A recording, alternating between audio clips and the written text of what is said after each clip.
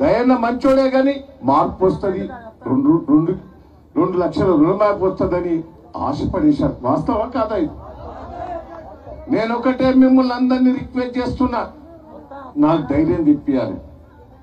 నేను ఇవాళ బూత్కు నేను ఒక 20 మంది కార్యకర్తలను రమ్మంటే చాలా మంది వచ్చారు.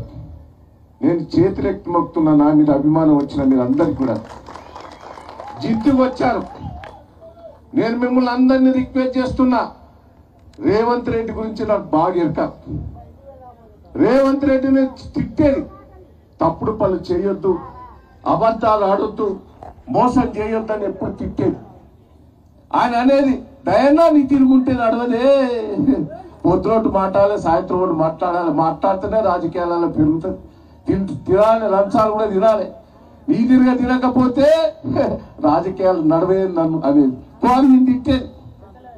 ఆ సుంటోడు ఆయన చెప్పిందే కరెక్ట్ అనిపిస్తాను. ప్రజలు మోసపోయేందుకు, ప్రజలు నమ్మిండు. నేను ఒకటే మిమ్మల్ని అందరినీ రిక్వెస్ట్ చేస్తాను, అన్ని మోసం బోకర్ మాటలు. ఎంత బోకర్ మాటలు మాట్లాడుతాడో అంత హరిశన్న చెప్తాడు. ఆయన ఏమంటాడు, మళ్ళా 15th ఆగస్టు అంటాడు. నేను ఒకటే అంటున్నా, హరిశన్న ఏమన్నాడు, 15th ఆగస్టు రోజు నువ్వు చేస్తానంటే నేను రాజీనామా చేస్తా, చెయ్యకపోతే నువ్వు రాజీనామా చేస్తావనంటే తప్పించుకుంటాడు.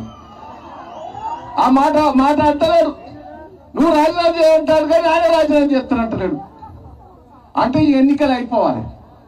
ఈ లోపల పార్లమెంట్ ఎన్నికలు అయిపోతే, సర్పంచ్ ఎన్నికలు అవుతాయి, ఎంపీడీసీ ఎన్నికలు అయిపోతే అప్పుడు చేసినా చేయకుండా నడుతుంది. 5 ఏళ్ళు నడిపించచ్చు. అది అంటే బోకర్ మాటలు. బుద్ధి చెప్పాలంటే ఈ పార్లమెంట్ ఎన్నికల్లో పట్టినే కాంగ్రెస్ పార్టీని ఓడగొడితేనే బుద్ధి వస్తుంది.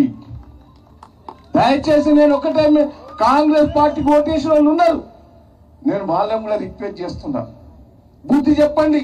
నేను చేసిన ఎన్ని చేశానండి, ఒక్కొక్క మండలం వేరే నియోజకవర్గాలు చూసినప్పండి, వాళ్ళని వేరే నియోజకవర్గాలు వేరే ఊళ్ళలో పోయి చూసినండి. నేను వచ్చినప్పుడు తాగేదందుకు నీళ్ళు లేవు. నేను వచ్చినప్పుడు ఎమ్మెల్యేగా చెర్లలో నీళ్లు లేవు, రోడ్లు లేవు, గోస కరెంటు లేదు, కాలువలు లేవు.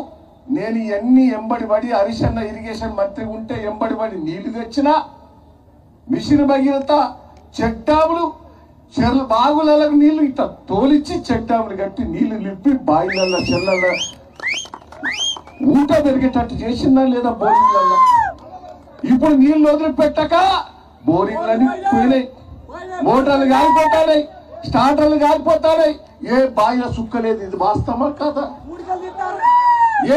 ఇంతవరకు వాగులలో చెర్లలో నీళ్లు వదిలిపెడితే మన బోర్లలో నీళ్లు వచ్చేది, బాయిలలో నీళ్లు పెరిగేది. కేసీఆర్ గారు 24 గంటల కరెంట్ ఇస్తే రేవంత్ చేస్తాడు 3 గంటలు చాలంటాడు, చేస్తాడు. ఇప్పుడు 3 గంటలు చేస్తాడు.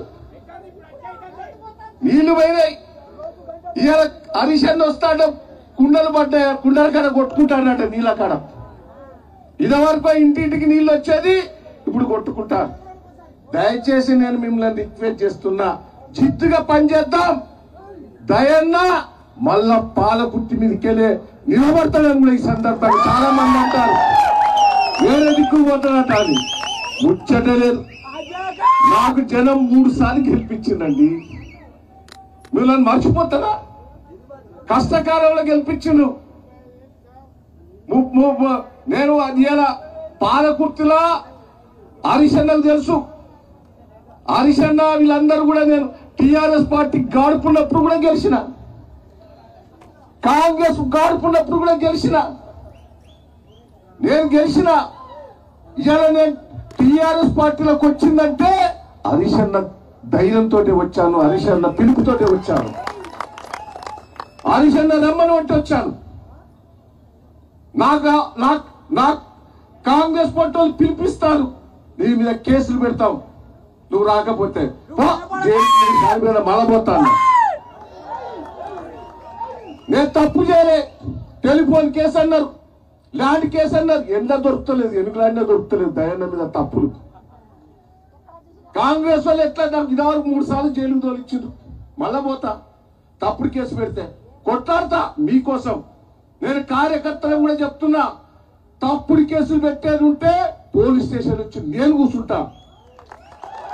నేను 15 ఏళ్ళు ప్రతిపక్షంగా ఉండి కార్యకర్తలను కాపాడుకున్న జిల్లా ప్రజలు, వరంగల్ జిల్లా పార్టీ ప్రెసిడెంట్ గా ఉండి జిల్లా మొత్తం కాపాడుకున్నా. మీలను కాపాడుకుంటూ నాకు పెద్ద పనేం కాదు.